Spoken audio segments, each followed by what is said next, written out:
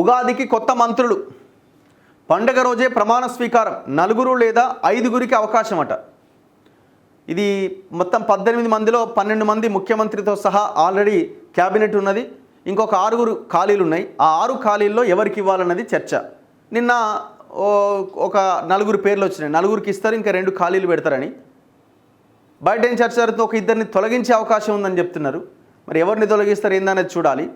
Changes ఈ శాఖలు మార్చేదైతే జరిగే అవకాశం అయితే కనబడతా ఉన్నది.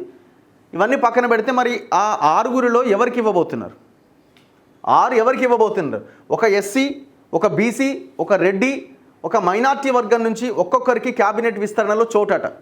రాజగోపాల్ రెడ్డికి స్థానం పైన తర్జన భర్జన. బీసీల్లో తెరపైకి మున్నూరు కాపు సామాజిక వర్గం, ఎస్సీల్లో వివేక్ వెంకటస్వామికి అవకాశం, మైనార్టీల్లో ఎమ్మెల్సీ అమీర్ అలీ ఖాన్కు ఛాన్స్. 1-2 రోజుల్లో స్పష్టత ఇవ్వబోతున్న అధిష్టానం. నాకు ఛాన్స్ వస్తుందనుకుంటున్న రాజగోపాల్. వస్తుంది, ఎందుకు రాదు? ఇప్పుడు అసలు యాక్చువల్గా కాంగ్రెస్ కూడా ఏం చేయాలా? మీ పార్టీ ఐడియాలజీని, మీ పార్టీ కార్యక్రమాలను చెప్పే లీడర్కి ఎవరికైనా మీరు పదవులు ఇస్తున్నారా? ఇప్పుడున్న క్యాబినెట్లో ఎవరైనా ఏకతాటిపైన ఒక నిర్ణయాన్ని కలిసి తీసుకునే అవకాశాన్ని కనబడుతున్నదా? బట్టి ఒకవైపు, ఉత్తమ్ ఒకవైపు, వెంకటరెడ్డి ఒకవైపు, ఇంకొక ఆయన ఒకవైపు.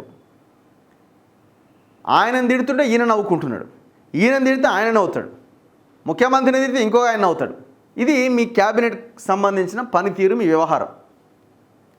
మీ పార్టీ ఐడియాలజీని, మీ పార్టీ మీద జరుగుతున్న దాడిని ఎవరైనా పర్ఫెక్ట్గా ఖండించే ఒక నిఖార్సైన కాంగ్రెస్ నాయకుడికి ఎవరికైనా టికెట్ ఇచ్చిరా? మీరు క్యాబినెట్లోకి తీసుకున్నారా? ఇప్పుడు రాజగోపాల్ రెడ్డి ఆల్రెడీ ఆయన గతంలో బీజేపీకి బై ఎలక్షన్లో కాంగ్రెస్కి రిజైన్ చేసి బీజేపీకి బీజేపీ నుంచి మళ్ళీ కాంగ్రెస్కి వచ్చాయి. ఆయన దట్టు రాజగోపాల్ రెడ్డి, కోమటిరెడ్డి వెంకటరెడ్డి ఒకే జిల్లా, మళ్ళీ ఒకటే కుటుంబం. ఆల్రెడీ అదే నల్గొండ నుంచి ఉత్తమ్ కుమార్ రెడ్డి ఉన్నాడు. ఇంకొక ఆయన ఇంకెవరు ఉన్నారు? ఉత్తమ్ కుమార్ రెడ్డి, కోమటిరెడ్డి వెంకటరెడ్డి ఇద్దరు ఉన్నారు. కోమటిరెడ్డి వెంకటరెడ్డి, రాజగోపాల్ రెడ్డి ఒకటే ఫ్యామిలీ. మరి రాజగోపాల్ రెడ్డికి మళ్ళీ ఎట్లా వస్తుంది?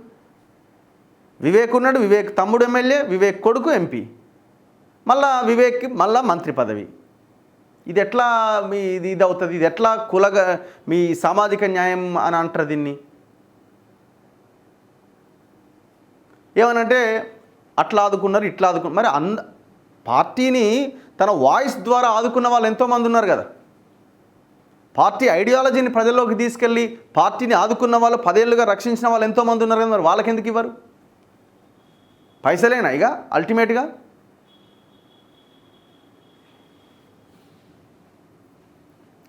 రాష్ట్ర మంత్రివర్గ విస్తరణకు ముహూర్తం దగ్గర పడ్డది. ఉగాది పండుగ రోజున కొత్త మంత్రులు ప్రమాణ స్వీకారం చేసే అవకాశం ఉన్నట్టుగా తెలుస్తోంది. అయితే ఈ విస్తరణలో కూడా పూర్తి స్థాయి మంత్రిమండలి ఏర్పడే అవకాశం లేదని కాంగ్రెస్ వర్గాలు చెబుతున్నాయి. ప్రస్తుతం క్యాబినెట్లో ముఖ్యమంత్రి సహా 12 మంది ఉన్న విషయం తెలిసిందే. పూర్తి స్థాయి క్యాబినెట్లోకి మరో 6 తీసుకునేందుకు అవకాశం ఉన్నది. అయితే సామాజిక ఇతర అంశాలను పరిగణలోకి తీసుకున్న పార్టీ అధిష్టానం ఈ విస్తరణలో 1 లేదా 2 బెర్తులను పెండింగ్లో పెట్టబోతున్నట్టు కాంగ్రెస్ వర్గాలు వెల్లడించాయి.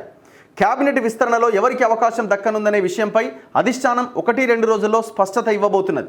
ఉగాది వరకు మంచి రోజులు లేవని, ఈ నేపథ్యంలో ఉగాది రోజు కొత్త మంత్రులు ప్రమాణ స్వీకారం చేయబోతున్నారని పార్టీ వర్గాలు పేర్కొన్నాయి. ఆ రోజు కుదరని పక్షంలో తర్వాతి రోజు ప్రమాణ స్వీకారం ఉంటుందని చెబుతున్నాయి.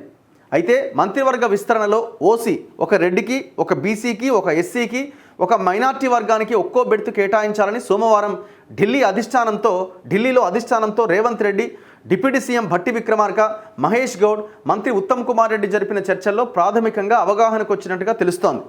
ఎస్సీకి సంబంధించి మాల సామాజిక వర్గానికి చెందిన గడ్డం వివేక్ వెంకటస్వామి పేరు దాదాపుగా ఖరారైనట్టుగా చెబుతున్నారు.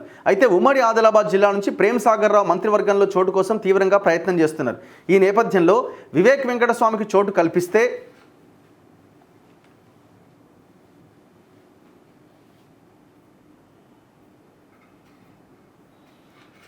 ఎదురయ్యే పరిణామాలను కూడా అంచనా వేస్తున్నారు. బీసీల నుంచి ఉమ్మడి మహబూబ్నగర్ జిల్లాకు చెందిన వాకిటి శ్రీహరి పేరు ఖరారైనట్లే అని ఇప్పటిదాకా ప్రచారంలో ఉన్నది. లోక్సభ ఎన్నికల ప్రచారంలో భాగంగా రాష్ట్ర క్యాబినెట్లో ముదిరాజ్ సామాజిక వర్గానికి చోటు కల్పిస్తాను అంటూ సీఎం రేవంత్ రెడ్డి హామీ ఇచ్చారు. ఆ హామీ నేపథ్యంలో ఆ సామాజిక వర్గానికి చెందిన ఏకైక ఎమ్మెల్యే వాకిటి శ్రీహరికి క్యాబినెట్లో చోటు గ్యారంటీ అన్న ప్రచారం జరిగింది.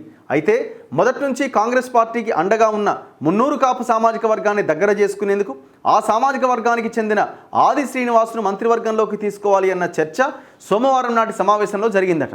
అప్పుడు వాకిటి శ్రీహరికి క్యాబినెట్ హోదాతో విప్ బాధ్యతలు ఇవ్వాలన్న దానిపై చర్చించారు. ఈ రెండు అంశాలు ప్రస్తుతం అధిష్టానం పరిశీలనలో ఉన్నట్టుగా చెబుతున్నారు. మరి మీరు ఇచ్చిన ముదిరాజు కమ్యూనిటీకి ఇచ్చిన హామీ పక్కకు పెట్టినట్టేనా? ఇక ముస్లిం సామాజిక వర్గానికి సంబంధించి అవును ఆది శ్రీనివాస్కి ఇవ్వండి, వాకిటి శ్రీహరికి ఇవ్వండి, తప్పే ఉంది. ఏ బీసీలకు రెండు ఇవ్వడంలో ఏమన్నా ఇబ్బందులు ఉన్నాయా? నిన్న పేపర్లో వచ్చి రెడ్లకు రెండు ఇవ్వాలన్న ఆలోచన ఎందుకు చేశారు? మరి ఇక్కడ రాజగోపాల్ రెడ్డి, ఆయన సుదర్శన్ రెడ్డి,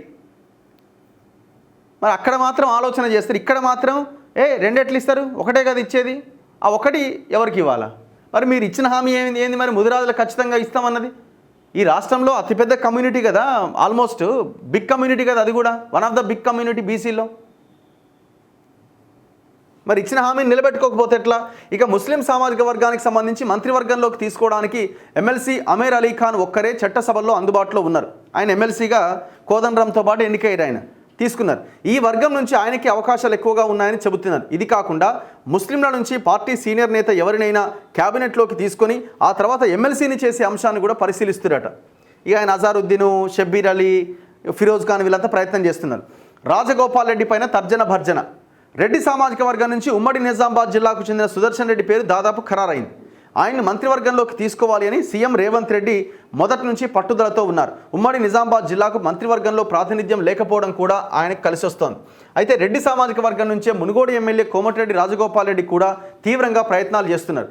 ఎన్నికలకు ముందు అధిష్టానం ఇచ్చిన హామీ మేరకు తనను మంత్రివర్గంలోకి తీసుకోవాలి అని ఒత్తిడి తెస్తున్నారు.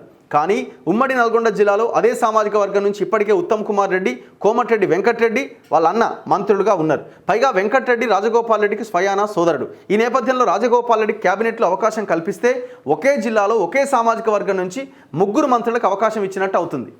ఇంతకంటే దుర్మార్గం ఇంకొకటి ఉండదు. అసలు యాక్చువల్గా అవకాశమే లేకుండా ఇప్పుడు బాలునాయక్ ఇవ్వాల్సిన దగ్గర తెలివిగా ఈ జానారెడ్డి బ్యాచ్ అంతా కలిసి శంకర్ నాయక్ ఎమ్మెల్సీ ఇచ్చేసి బాలునాయక్కి లైన్ క్లియర్ లేకుండా చేసి పడేసారు. అప్పుడు రాజగోపాల్ రెడ్డికి లైన్ క్లియర్ చేద్దామని ప్రయత్నం వెళ్ళదు. పెద్ద స్కెచ్ ఇది, మాస్టర్ స్కెచ్ ఇది. అలాగే ఒక కుటుంబం నుంచి ఇద్దరికీ చోటు దక్కినట్లు అవుతుంది. ఈ నేపథ్యంలో రాజగోపాల్ రెడ్డిని మంత్రివర్గంలోకి తీసుకుంటే జరగబోయే పరిణామాలను కూడా అధిష్టానం అంచనా వేస్తున్నట్టుగా చెబుతున్నారు. ఒకవేళ రాజగోపాల్ రెడ్డిని మంత్రివర్గంలోకి తీసుకోవాలి అని అధిష్టానం భావిస్తే ఉగాది రోజున 5 నేతలు మంత్రులుగా ప్రమాణ స్వీకారం చేస్తారు అని అంటున్నారు.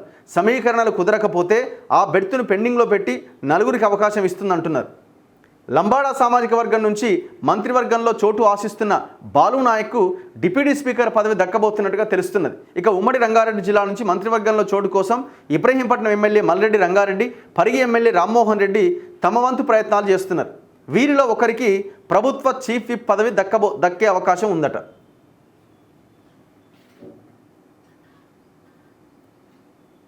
సో ఇట్లా ఈ మంత్రులకు సంబంధించిన చర్చ నడుస్తున్నది. మరి ఎవరికి ఇస్తారు ఏంది అన్నది చూడాలిగా. ఉగాది రోజు, ఉగాది తెల్లారో ప్రమాణ స్వీకారం చేస్తారట. ఇప్పుడు మీరు పార్టీ మారిన వాళ్ళకి కాకుండా కాంగ్రెస్లో ఉన్న వాళ్ళకి ఇవ్వండి, అప్పుడేమైనా మీ పార్టీ బాగుపడే అవకాశం ఉంటుంది. ఇప్పుడు ముఖ్యమంత్రి ఎవరిని పెట్టుకోవాలండి?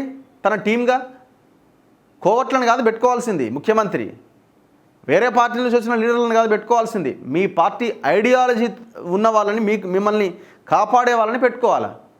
ఒక్క మంత్రి అయినా మీకు అనుకూలంగా మాట్లాడుతున్నారా?